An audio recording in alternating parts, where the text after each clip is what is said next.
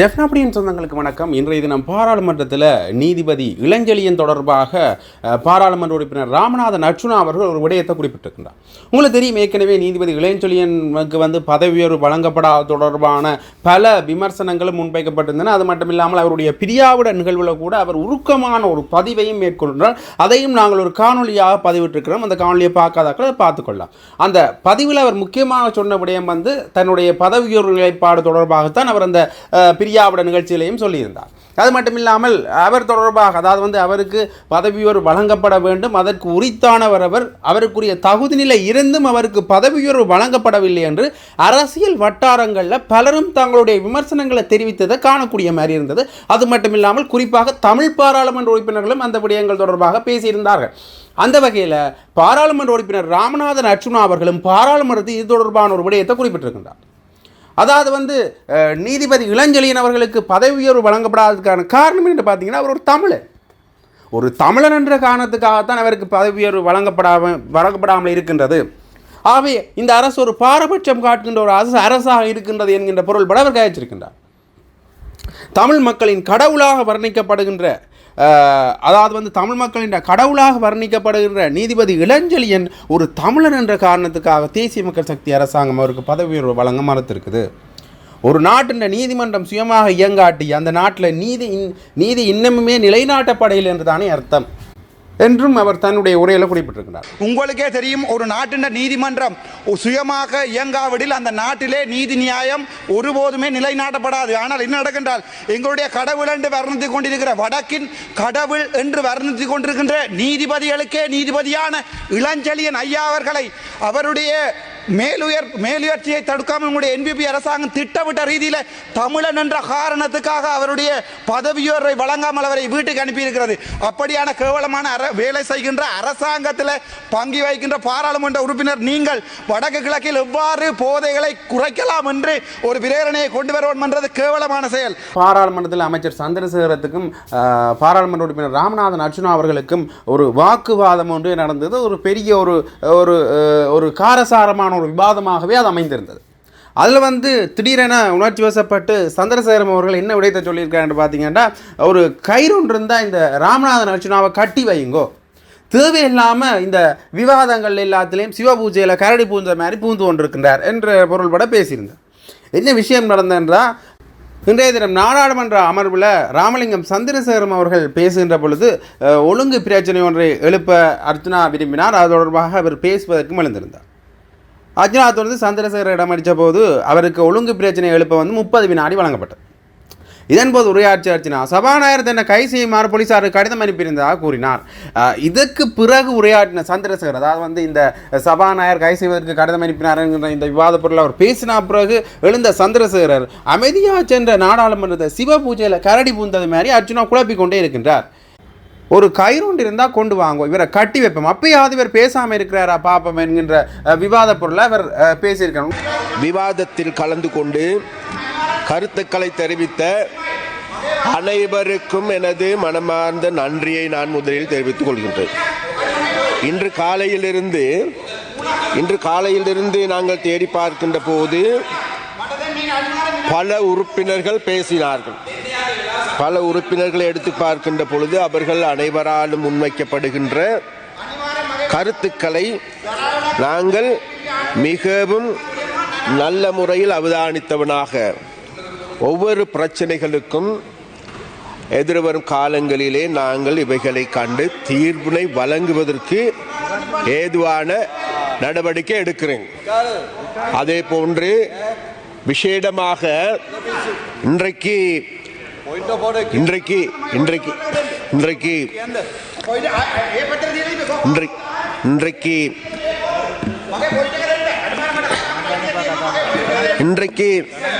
விசேடமாக இன்றைக்கு இந்த காலையிலிருந்து இடம்பெற்ற இந்த விவாதத்தின் பொழுது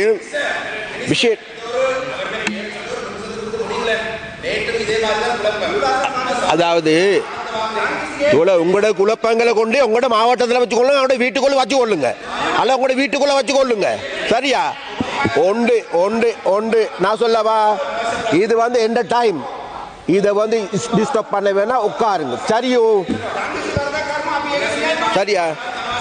அதனால சபாநாயகர் அவர்களே අරයා පොඩ බැඳලා දාන්න මේ කතානායකතුමනි ලණුවක් දාලා හරි අනේ යනවා යන්න ඕයි තම්සේ හරි හරි நீல அதாவது அந்த சரியா ගරු මන්ත්‍රීතුමා තප්පර 30ක් කාලයක් ගන්න. අයි තප්පර 30ක් පොයින්ට් වෝට් එකේ තියෙන විනාඩියක්. හරි මට කියන්න දැන් 2021 අපේ DCC මීටින් එකක් තිබ්බා 31 වෙනිදා. 2021 මගේ ෆෝන් එක ට්‍රැක් කරලා 2021 23 වෙනිදා අපේ සභානායකතුමා ලියුමක් දීලා තියෙනවා පොලිසියට මාව අරස් කරන්න කියලා. හැබැයි මට දැනුවත් කරලා නැහැ. එදා දවසේ ඉඳන් අපේ සභානායකතුමා කරන්නේ ඕගොල්ලෝගේ මේ ප්ලෑන් එක තමයි මේවා කරන්නේ. ඒක සම්පූර්ණම වැරදි. මාව අරස් කරන්න පොඩේ ගරු ඇමතුමා කතාව කරගෙන යන්න.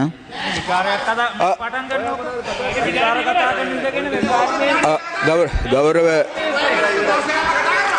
உறுப்பினர்களே இன்று காலையிலிருந்தே இடம்பெற்ற இந்த விவாதம் நல்ல முறையில் இடம்பெற்று சொல்கின்றது. அப்ப நல்ல முறையில் இடம்பெற்று செல்லுகின்ற போது இப்பொழுது எங்களுக்கு காணக்கூடியதாக இருக்கின்றது. இதில் வந்து அந்த என்னமோ அந்த சிவன் பூசையில் கரடி பூந்த மாதிரி ஒரு சில கரடிகள் பூந்து விளையாடுவதையும் காணக்கூடியதாக இருக்கின்றது. அப்போ அதனால் வேண்டி விசேடமாக நாங்கள் ஒரு விடயத்தை சொல்ல வேண்டும் என்று கேட்டால் இன்றைக்கு காலையிலிருந்து இடம்பெற்ற விசேடமாக கௌரவ ஜிஜி பொன்னம்பலத்தை எடுத்துக்கொண்டாலும் சரி அவர்கள் இந்த அமைச்சு சுடற்பிலாக உரையாடுகின்ற போது நல்ல யோசனைகள் முன்வைத்தார்கள். அதே போன்று இங்கே திலீப் வேதாராய்ச்சி எடுத்துக்கொண்டாலும் சரி எதிர்கட்சியில் இருக்கின்ற ஏனைய உறுப்பினர்கள் எடுத்துக்கொண்டாலும் சரி எங்களுடைய ஆளும் கட்சி உறுப்பினர்கள் எடுத்துக்கொண்டாலும் சரி விசேடமாக மட்டக்களப்பை சார்ந்த உறுப்பினர்கள் எடுத்துக்கொண்டாலும் ஒருவரை தவிர மற்றவர்கள் எல்லோருமே மிகவும் நல்ல ஆணித்தரமான கருத்துக்களை முன்வைத்திருக்கின்றார்கள். அந்த கருத்துக்களில் இருந்து ஒரு விடயம் தெரிகின்றது. கடைசியாக பேசிய எங்களுக்கு எல்லோருக்கும் ஆக்டர் அப்புவாமி என்கின்ற ஒரு எம்பி பேசினார். அவர் பேசுகின்ற பொழுது எங்களுக்கு எல்லோருக்கும் காலையிலிருந்து நான் பார்த்து கொண்டிருந்தேன். காலையிலிருந்து அவர் இதில் கலந்து கொள்ளவில்லை. காலையிலிருந்து இருக்கவில்லை. மாலை இப்பொழுதுதான் வந்தார். வந்தவுடன் ஏதோ இரவு முழுவதும் தூங்கி முழித்தவன் போன்று பேசிக்கொண்டு ஓடுகின்ற ஒரு போக்கு இருக்குது. ஏனென்றால் காலையிலிருந்து நாங்கள் பார்க்கின்ற பொழுது இந்த விவாதம் இடம்பெறுகின்ற பொழுது இந்த விவாதத்தில் கருத்துக்கள் வருகின்ற பொழுது அந்த கருத்துக்கள் தொடர்பாக எதிர்வினையாற்றிய சம்பந்தமாக எங்களுடைய பாராளுமன்ற உறுப்பினர்கள் அவைகளுக்கு பதில் வழங்கினார். அவ்வாறு வழங்கி இருக்கின்ற போது மறுபடியும் அதே வார்த்தைகளையும் அதே குற்றச்சாட்டுக்களையும் வெறுமனே முன்வைக்கின்ற நபர்களாகவே இன்றைக்கு விசேடமாக அந்த எதிர்கட்சியை சார்ந்த உறுப்பினர்கள் இருக்கின்றார்கள். அதனால் நான் ஒரு விடயத்தை சொல்ல வேண்டும் இந்த இடத்தில்.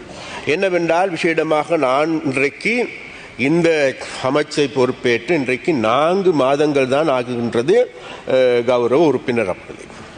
ஆனால் இப்பொழுது இந்த அமைச்சு இந்த பாராளுமன்ற உறுப்பினர்கள் பேசுவதை பார்க்கின்ற பொழுது என்னமோ கடந்த காலம் முழுவதும் நாங்கள் தான் இதில் ஆட்சி பீடத்தில் இருந்தவது போன்றும் நாங்கள் தான் இந்த மீன்பிடி அமைச்சை செய்தது போன்றும் இவர்களால் எங்கள் மீது குற்றச்சாட்டுகள் முன்வைக்கப்படும். அதனால் அது தொடர்பாக நான் அலட்டிக் கொள்ளப் போவதில்லை. என்ன ஒரு கதையும் சொல்வேன்னா, தூற்றார் தூற்றட்டும் போற்றுவோர் போற்றட்டும் நான் செல்லும் வழி நேர்வழியாகட்டும் என்ற சித்தாந்தத்தின் அடிப்படையில் எனக்கு நம்பிக்கை இருக்கின்றது. இவர்கள் என்ன கேடு கட்டு என்னத்தை சத்தம் போட்டாலும் கூட விசேடமாக இன்றைக்கு மீனவர்களுடைய பிரச்சனை சம்பந்தமாக கடல் தொழிலாளர்களுடைய பிரச்சனை சம்பந்தமாக அது வடக்கா கிழக்கா தெற்கா என்றல்ல, அதாவது மீனவர்கள் 15 சபாபதிතුමිය මූලාසනයට පැමිණෙනවා. Order please.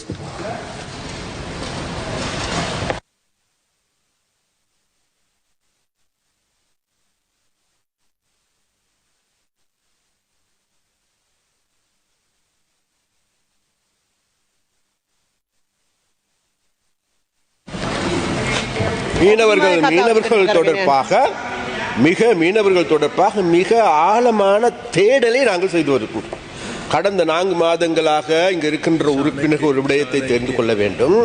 இந்த அமைச்சை நாங்கள் பொறுப்பேற்கின்ற பொழுது, அதாவது சிஎஃப்சி என்கின்ற சிலோன் பிஷரிஸ் கோர்பரேஷன் எடுத்துக்கொண்டாலும் சரி, நக்னா நிறுவனத்தை எடுத்துக்கொண்டாலும் சரி, சீனோர் எடுத்துக்கொண்டாலும் சரி, நோத்னி எடுத்துக்கொண்டாலும் சரி, எங்களின் கீழ் இயங்குகின்ற, எங்களுடைய அமைச்சின் கீழ் இயங்குகின்ற 6க்கு அதிகமான நிறுவனங்கள் இருக்கின்றது. அந்த அனைத்து நிறுவனங்களுடைய செயற்பாடுகளையும் மீளாய்வு செய்து அங்கிருக்கின்ற அதிகாரிகளோடு ஆழ்ந்த உரையாடலை செய்து அவர்களோடு சேர்ந்து இன்றைக்கு நாங்கள் இந்த மீன்பிடித்துறையை, கடல் தொழிலை கட்டியெழுப்புவதற்கான புதிய வேலை திட்டத்தை நாங்கள் தயாரித்திருக்கோம். அப்ப அந்த வேலை திட்டத்தை தேடுகின்ற போது எங்களுக்கு தெரிகின்றது, இந்த நிறுவனங்கள் அனைத்துமே இன்றைக்கு உடைந்து விழுந்து சீரழிந்து போன ஒன்றாகவே இருக்கின்றது. நாங்கள் சொல்லுகின்றோம், இலங்கையை சுற்றி 200 மைல் கடல், விசாலமான கடல் இருக்கின்றது, கடலில் மீன்கள் இருக்கின்றது, ஆனால் எங்களுக்கு சாப்பிடுவதற்கு மீன் இல்லை என்கின்ற குற்றச்சாட்டை நாங்கள் ஒவ்வொரு நாளும் சொல்லிக் கொண்டு வருகின்ற ஒரு விடயம் இருக்கின்றது. ஆனால் நாங்கள் தேடி பார்க்கின்ற பொழுது அதற்கே உரிய அமைச்சுக்கள் இருந்தது, நிறுவனங்கள் இருந்தது. அந்த நிறுவனங்கள் ஊடாக இந்த செயற்பாடுகளை நல்ல முறையில் இது நாள் வரைக்கும் இருந்தவர்கள் முன்னெடுத்தார்களா என்று தேடி பார்க்கின்ற பொழுது மிகவும் கவலையாக இருக்கின்றது. பிரதி குழுக்களின் தவிசாளர் அவர்களே, எங்களுடைய ஒவ்வொரு நிறுவனங்களை நாங்கள் தேடி பார்க்கின்ற பொழுது 1000 மில்லியனுக்கு அதிகமாக கடன் பொறியில் சிக்கி கிடக்கின்றது. 600 மில்லியனுக்கு அதிகமாக வாங்கி, அதாவது தொழிலாளர்களுக்கு வழங்க வேண்டிய இபிஎஃப் நிதியை கூட செலுத்த முடியாத நிலைக்கு தள்ளி வைத்திருக்கின்றார்கள். வாங்கிய கடனும் வாங்கியிருக்கின்றார்கள், வங்கியில் கடனும் பெற்று கடனையும் திருப்பி செலுத்த முடியாத ஒரு நிறுவனங்களாகவே இன்றைக்கு இந்த நிறுவனங்கள் இருக்கின்றது.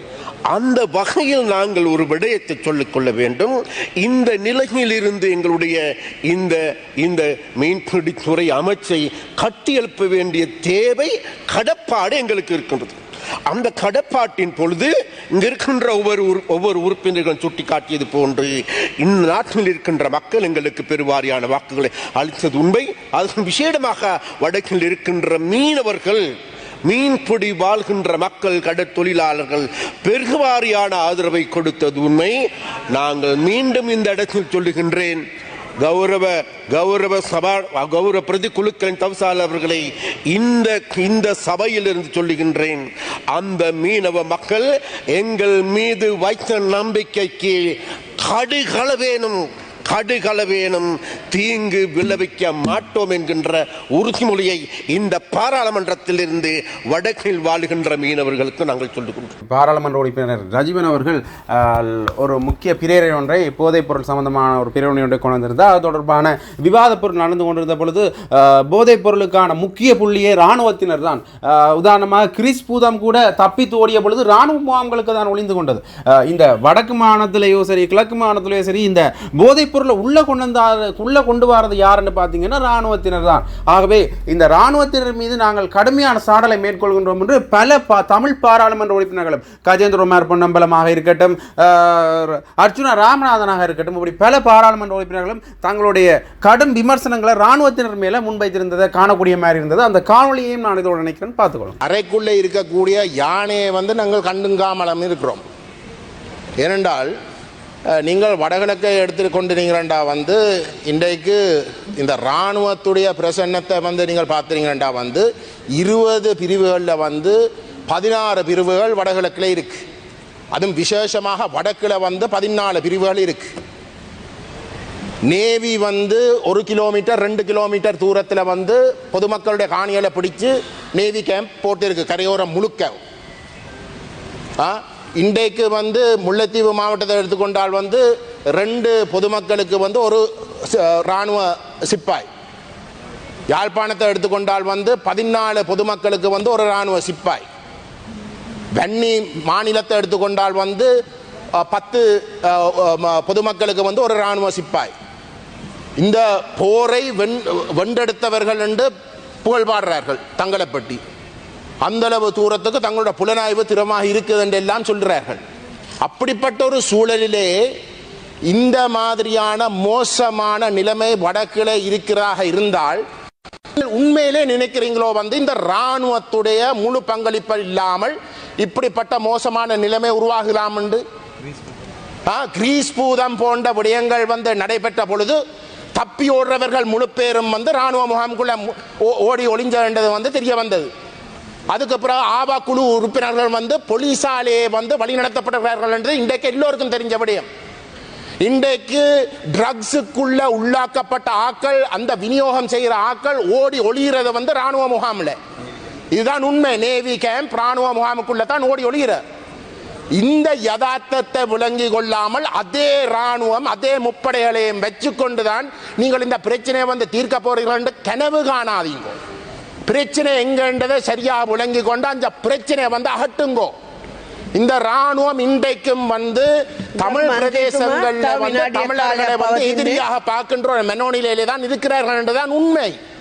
அவர்களுடைய மனோநிலை மாற்றாமல் ஒரு நாளும் இந்த பிரச்சனை தீர்க்கல. இன்றைக்கும் கூட அவர்களுடைய முழு வேலை திட்டமும் வடகிழக்கில் இருக்கக்கூடிய மக்களை எதிரியாக பார்த்து அவர்களை அடிமையாக்குகின்ற கோணத்திலே செயல்படுகின்றது தான் இங்க பிரச்சனை. அவர்கள் தான் இந்த போதைக்கும் இந்த ட்ரக்ஸுக்கும் உரிய முழு காரணம் என்றதை நீங்க விளங்கி கொள்ளாமல் இந்த பிரச்சனை தீர்க்க முடியாது கௌரவ உறுப்பினர்கள் அவர்களே. ஆகவே நாங்கள் இது ஒரு கோபத்திலேயோ இல்லாட்டி ஒரு எரிச்சல்லையோ இல்லாட்டி ஒரு வெறுப்பிலையோ ஒரு இனவாதத்திலேயோ சொல்கின்ற விஷயம் அல்ல. இந்த போர் முடிவடைந்ததுக்கு பிற்பாடு மனோநிலை மாற்றங்கள் நடைபெறாமல் வடகிழக்கில் இருக்கக்கூடிய மிக மோசமான இந்த பிரச்சனை தீர்க்கலாம். கடந்த காலங்களில் இருந்த அரசாங்கங்களை விட நீங்கள் வித்தியாசமாக இருக்க போறீர்கள். உண்மை நிலைமைகள் விளங்கிக் கொண்டு செயல்பட வேண்டும் என்று நான் தயவுடன் கேட்டுக்கொள்ள விரும்புகின்றேன். பாராளுமன்ற உறுப்பினர் கௌரவ ராஜீவன் அவர்கள் கொண்ட இந்த பிரேரணை என்னவென்றால், யானை தன் தலையிலே மண்ணள்ளி கொட்டிக் கொள்ளுமாம் அந்த வகையான ஒரு சிறுபிதனமான பிரேரணை. என்னென்றால், அரசாங்கம் உங்களிடம் இருக்கிறது, அரசாங்கத்திலே மக்களை பாதுகாப்போம் என்ற அடிப்படையில் தான் அரசாங்கத்தை எடுத்துக்கொண்டு நீங்களே ஒரு பாதுகாப்பு பிரேரணையை கொண்டு வடக்கு கிழக்கில் போதை இருக்கிறது என்று சொல்றது மிகவும் கேவலமானது. நான் இந்த ஒரு சில விடயங்களை சொல்ல. யாழ்ப்பாணத்திலே வசந்தம் பாமசி என்ற பாமசியிலே 1500 பிரிகாபலின் ட்ரக் 2021ஆம் ஆண்டு 22ஆம் ஆண்டுகளில் கடத்தப்பட்டு வவுனியாவில் சிறு குழந்தைகளுக்கு விற்கப்பட்ட போது அந்த வழக்குகள் இழுத்தடிக்கு மூடிப்பட்டது. கேதீஸ்வரன் எனப்படுகின்ற வைத்தியரால் அந்த வழக்குகள் மூடப்பட்டது. ஆனால் அது சம்பந்தமாக உள்ள அமைச்சர் இல்லை, உங்களுக்கு இல்லை, எல்லாருக்கும் தெரியும். நீங்கள் அது சம்பந்தமான நடவடிக்கை எடுப்பதற்கு தயாராகவில்லை. இன்னொரு முக்கியமான விடயம், யாழ்ப்பாணத்தை பொறுத்த வரைக்கும் உங்களுக்கே தெரியும், ஒரு நாட்டின் நீதிமன்றம் சுயமாக இயங்காவிடில் அந்த நாட்டிலே நீதி நியாயம் ஒருபோதுமே நிலைநாட்டப்படாது. ஆனால் என்ன நடக்கின்றால், எங்களுடைய கடவுள் என்று வர்ணித்துக் கொண்டிருக்கிற வடக்கின் கடவுள் என்று வர்ணித்துக் கொண்டிருக்கின்ற நீதிபதிகளுக்கே நீதிபதியான இளஞ்செழியன் ஐயா அவர்களை அவருடைய மேலுயர்ச்சியை தடுக்காமல் உங்களுடைய என்பிபி அரசாங்கம் திட்டமிட்ட ரீதியில் தமிழன் என்ற காரணத்துக்காக அவருடைய பதவியோரை வழங்காமல் அவரை வீட்டுக்கு அனுப்பியிருக்கிறது. அப்படியான கேவலமான வேலை செய்கின்ற அரசாங்கத்தில் பங்கு வகிக்கின்ற பாராளுமன்ற உறுப்பினர் நீங்கள் வடக்கு கிழக்கில் எவ்வாறு போதைகளை குறைக்கலாம் என்று ஒரு பிரேரணையை கொண்டு வர வேண்டும் என்றது கேவலமான செயல். அது தவிர வடக்கு கிழக்கு நீதிமன்ற கட்டமைப்பை எடுத்து பாருங்கள். வடக்கிலே மன்னார் நீதிமன்றத்திலே வெளியிலே வைத்து சுட்டிருக்கிறார்கள் ஒருவரை. அவற்றையெல்லாம் செய்வது யார்? அவற்றையெல்லாம் அதில் பிடிபட்டு அந்த குற்றவாளி ஒரு உறுப்பினர், அதாவது சிஐடியினுடைய உறுப்பினர். ஆகவே உங்களுக்கு கீழே இயங்கிக் கொண்டிருக்கிற படை, அதே படை தான் இந்தியாவில் இருந்து கேரளா கஞ்சா எனப்படுகின்ற அந்த கேரளா கஞ்சா நேவிக்கெல்லாம் கொண்டு வரப்பட்டு ஜாழ்ப்பாணம் கொண்டு வரப்படுகிறது. அது தவிர ஜாழ்ப்பாணத்தில் உங்களுக்கு தெரியும், ஒரு ஜிஏ ஒரு ஆள் இருக்கிறார், ஜிஏ பிரதீபன் என்று ஊழல் ஒழிப்பு வன்னியானி என்று தெளிவாக அவருடைய மகனை பற்றியெல்லாம் போட்டுக் கொண்டிருக்கிறார்கள். ஆனால் இப்போது டீல் அடிக்கிறார் என்கிற அமைச்சர் சந்திரசேகர் ஜிஏயோட.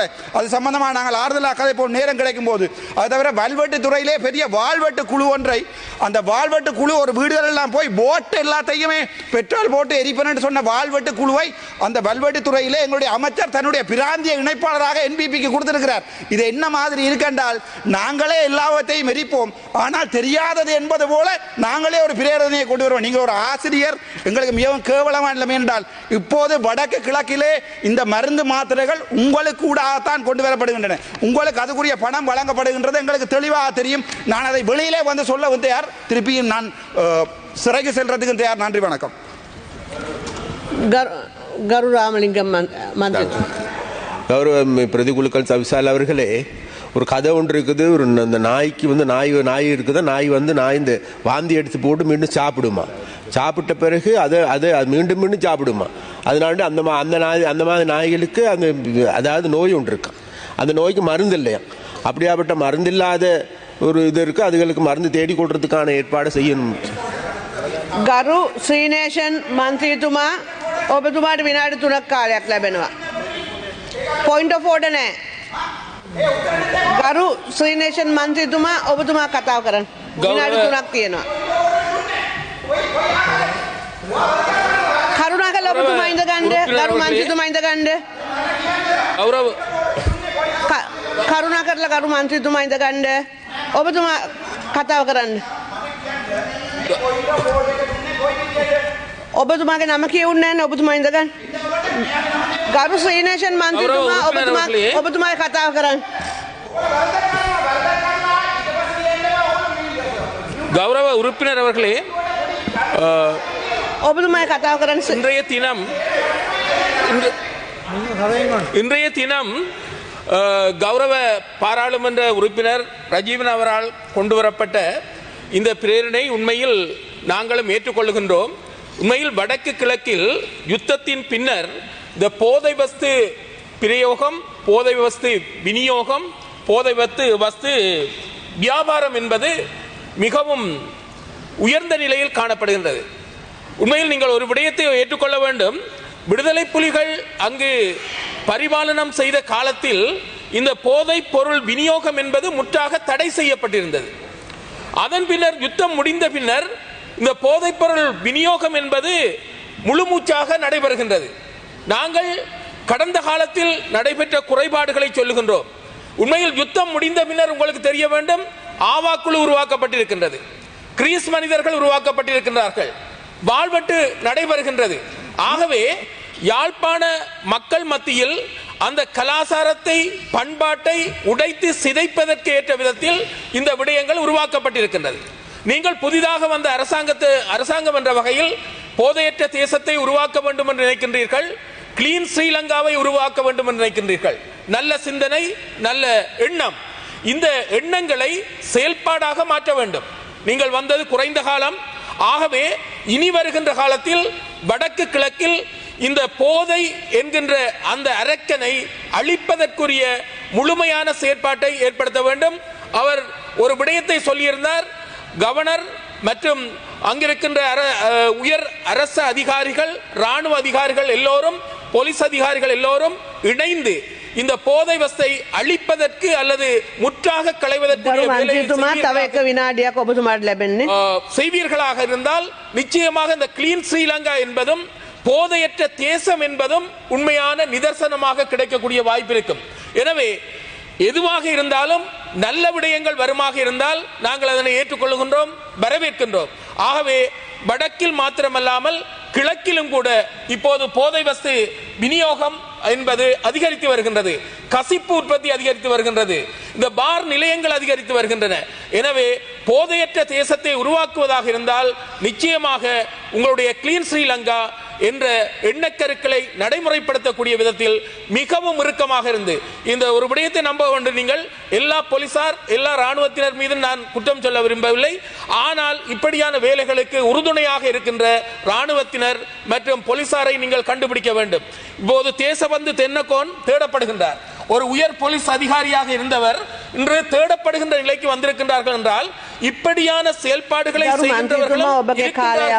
என்பதை உணர்ந்து நிச்சயமாக போதையற்ற தேசம் மற்றது கிளீன் ஸ்ரீலங்கா போன்ற விடயங்களை, எண்ணக்கருக்களை, இந்த கோட்பாடுகளை நீங்கள் நிச்சயமாக செயல்பாடுகளாக மாற்ற வேண்டும். அதற்குரிய நடவடிக்கைகளை உரிய மட்டத்தில், உயர்ந்த மட்டத்தில் மேற்கொள்ள வேண்டும் என்று கூறி